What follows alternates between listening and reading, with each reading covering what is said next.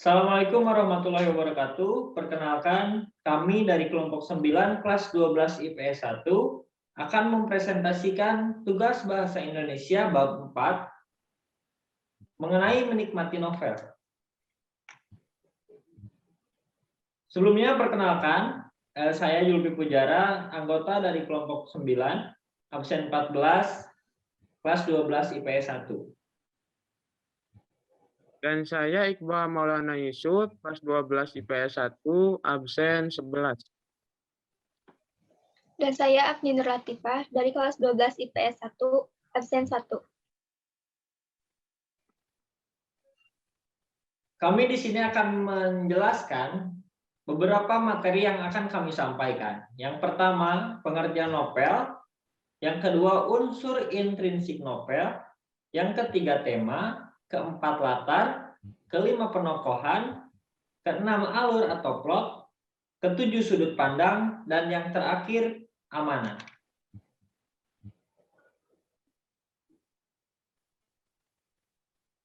A. Pengertian novel. Paulus Tukam mengartikan novel adalah karya sastra yang berbentuk prosa yang mempunyai unsur-unsur intrinsik. Dari beberapa pengertian tersebut dapat disimpulkan novel adalah sebuah karangan prosa yang panjang mengisahkan tentang kehidupan manusia dan masyarakat sekitar dengan adanya tokoh dan menonjolkan watak. B. Unsur intrinsik novel. 1. Tema merupakan ide pokok yang menjadi titik tolak pengarang dalam menyusun sebuah cerita atau yang menjadi pokok pembicaraan dalam sebuah cerita atau drama. Dengan contoh, tema perjuangan cinta yang mempunyai judul Mariposa, penerbit Coconut Books dan pengarang Luluk HF. Yang kedua adalah latar, merupakan suatu yang melengkapi pelaku atau kejadian-kejadian dalam cerita. Latar dibagi menjadi 3. 1. Latar tempat yang berkaitan dengan di mana peristiwa dalam novel itu terjadi. Seperti contoh, aku tidak betah berada di sekolah, rasanya ingin cepat-cepat pulang saja. Bersumber dari novel Mariposa. Yang kedua adalah latar waktu yang berkaitan dengan kapan peristiwa dalam novel itu terjadi. Seperti contoh, siang harinya pintu kamarku terasa terbuka. Sumber novel Mariposa. Yang ketiga adalah latar suasana yang berkaitan dengan perasaan atau suasana kejadian peristiwa dalam novel itu terjadi. Contoh, aku tertawa lepas gara-gara cerita Johan, bersumber dari novel Mariposa. Yang selanjutnya akan dijelaskan oleh rekan saya Iqbal. Dipersilakan. Yang kedua, menurut perkembangannya plot atau alur. Plot atau alur dibagi 3. Yang ke satu, tokoh protagonis, yaitu tokoh yang mendukung cerita. Yang kedua, tokoh antagonis, yaitu tokoh pententangan cerita.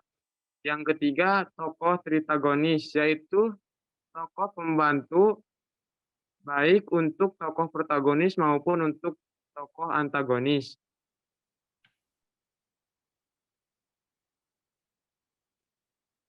3. Tokoh.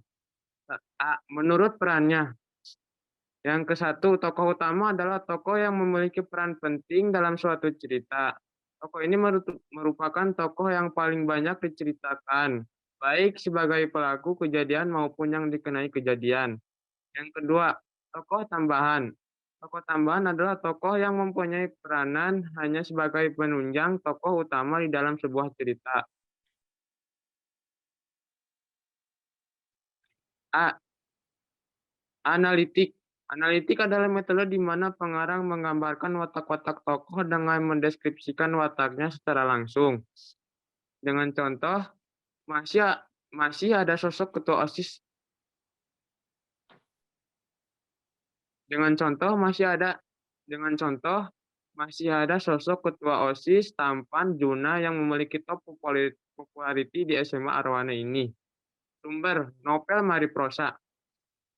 B. Dramatik. Dramatik adalah metode di mana pengarang menampilkan tokoh secara tidak langsung atau mendeskripsikan secara ekspresif sifat serta tingkah laku tokoh. Dengan contoh, lo ngejar-ngejar cowok yang jelas nggak suka sama lo. Lo ditolak berkali-kali tetap nggak tahu diri. Bukankah itu seperti cewek murahan? Dengan sumber novel Mari Prosa.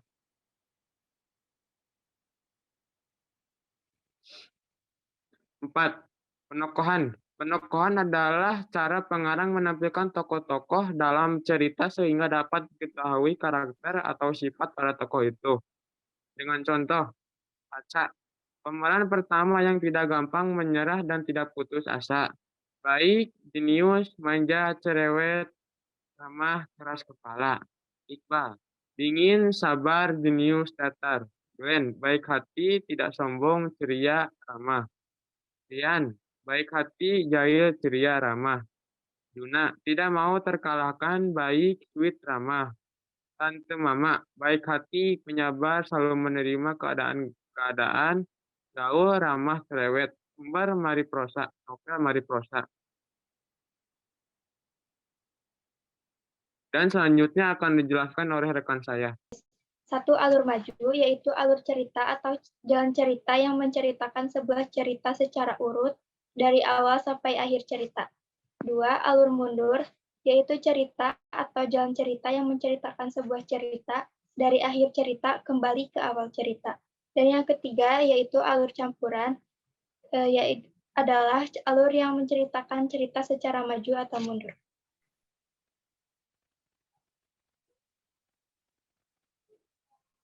Yang selanjutnya yaitu tahapan alur. Yang pertama, orientasi atau pengenalan. Orientasi adalah bagian paling awal dalam struktur penulisan novel sejarah. Orientasi menceritakan pengenalan awal suatu novel, baik latar tempat, waktu, sudut pandang, pengenalan para tokoh, hubungan para tokoh, juga awal kejadian yang diceritakan dalam novel.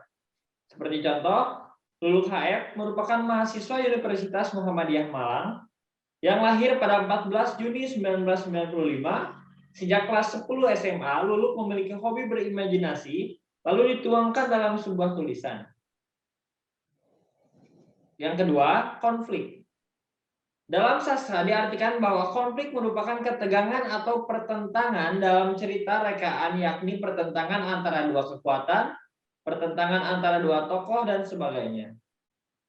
Contoh, Cak, kamu ingin kita selesai? Tanyaku lemah. Aku berharap bahwa kata tidak akan terucap dari bibirnya. Iya, Aca, ingin putus. Putus? Apa dia sedang memperkainkanku? Apakah dia sedang berlakon hanya untuk mengerjaiku? Aku berharap seperti itu. Tapi dari raut wajahnya sama sekali tidak menunjukkan bahwa ia sedang bercanda. Kenapa?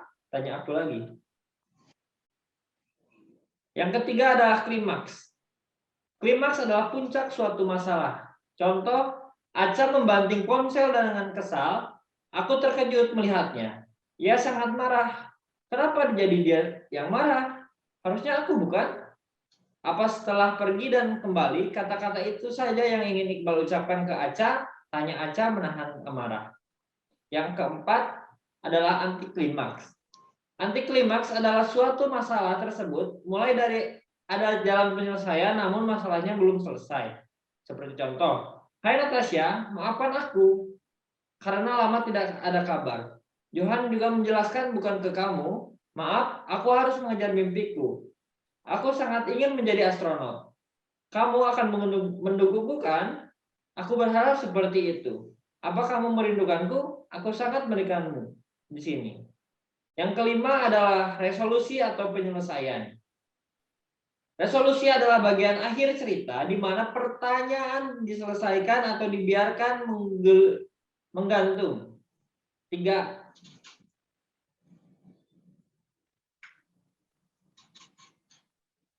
Yang selanjutnya akan dibacakan oleh Apni. 6. Sudut pandang. Sudut pandang adalah arah pandang seorang penulis dalam menyampaikan sebuah cerita sehingga cerita tersebut lebih hidup dan disampaikan dengan baik pada pembaca atau pendengarnya. Dengan kata lain, sudut pandang merupakan cara penulis memandang atau menempatkan dirinya dalam sebuah cerita. Contoh, orang ketiga. Dia sama sekali tidak marah padaku. Perkataannya itu menusuk, ada perasaan aneh mulai menyerangku ketika mendengar pengakuannya. Sumber novel Mariposa. Kedudukan atau posisi pengarang dalam cerita. 1. Sebagai tokoh utama, menggunakan kata ganti orang pertama, yaitu aku atau saya. 2. Sebagai pencerita atau serba tahu, yaitu menggunakan kata ganti orang ketiga, contohnya dia, nama, atau nama-nama orang.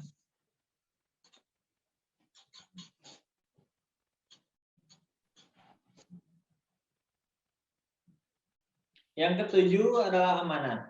Amanat adalah sebuah ajaran pesan atau moral yang ingin disampaikan oleh pengarang kepada pembaca. Jalan keluar permasalahan atau akhir permasalahan yang ada dalam cerita dapat disebut sebagai amanat. Amanat merupakan renungan yang disajikan kembali oleh pembaca. Contoh, terus berusaha sampai keinginan kita tercapai. Jangan mudah putus asa dalam memperjuangkan sesuatu. Sumber novel Mariposa. Terima kasih kepada rekan-rekan yang telah menyimak penjelasan mengenai bab ini. Saya Julki Pujara dan dua orang rekan saya, Iqbal Maulana dan Abdul Nur Latifah, pamit undur diri. Terima kasih atas perhatiannya. Wassalamualaikum warahmatullahi wabarakatuh.